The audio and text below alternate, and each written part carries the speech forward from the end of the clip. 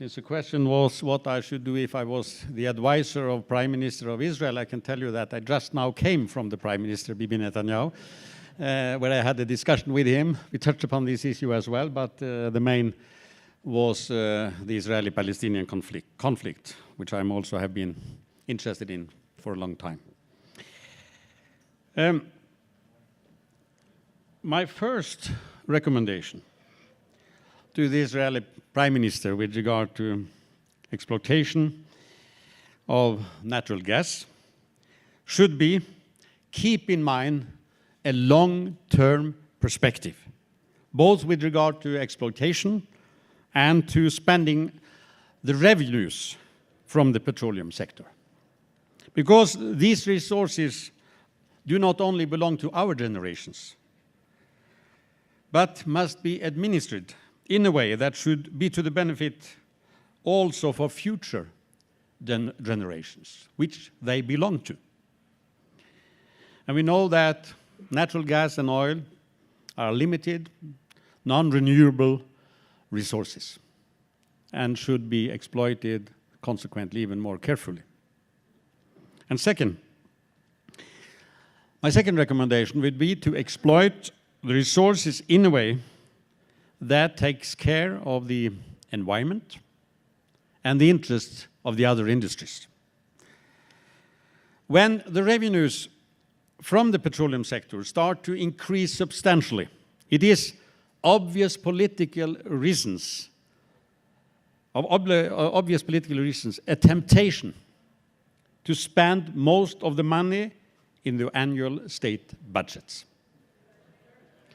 But since the petroleum resources are limited, this will lead to two serious consequences. First, if we do it, we will damage the possibilities for future generations to get the same standard of living as ours. And secondly, we will overheat the economy, which may come out of control. Therefore, we have to keep in mind the long-term perspective.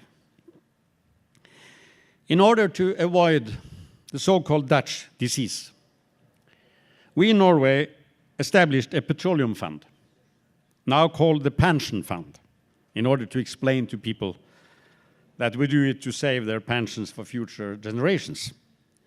In fact, it's a sovereign wealth fund. Norway is today number 2 in the world, after Russia, with regard to export of natural gas. And we are number 7 regarding oil. The income of the petroleum sector in Norway now for the state is about 25% of our total annual income. So it's a dominating sector. We found it necessary some years ago to separate the spending of these resources, these revenues, from the exploitation, and to save a large part of the revenues, putting them aside into this fund.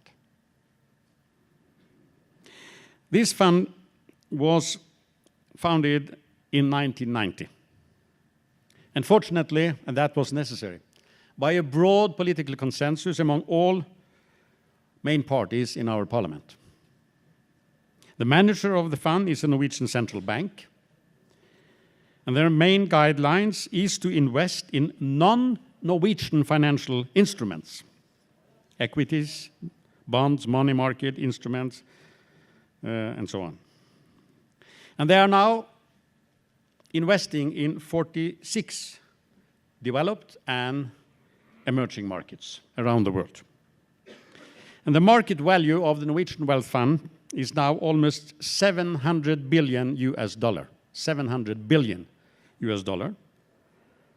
More than 40% of Norway's GNP. And it is the biggest wealth fund in the world. The annual incomes to this fund come from 3 main sources. One is a taxation of all the petroleum companies operating on the Norwegian shelf.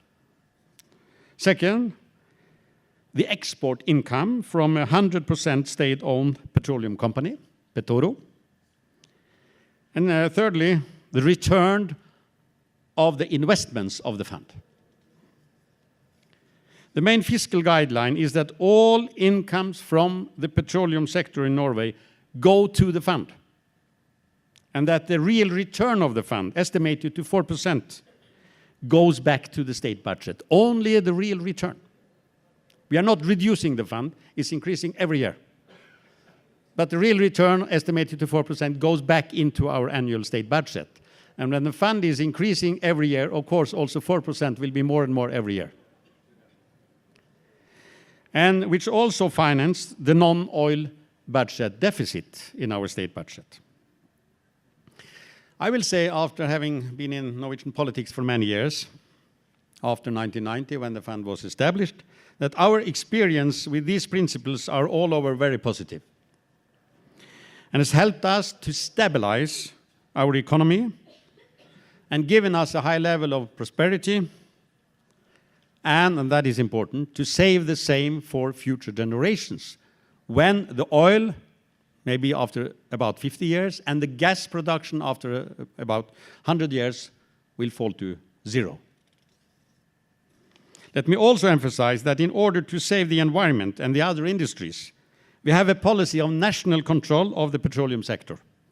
At the same time, we have a well-balanced cooperation with the private sector. Several of the main international oil companies are operating on the Norwegian shelf.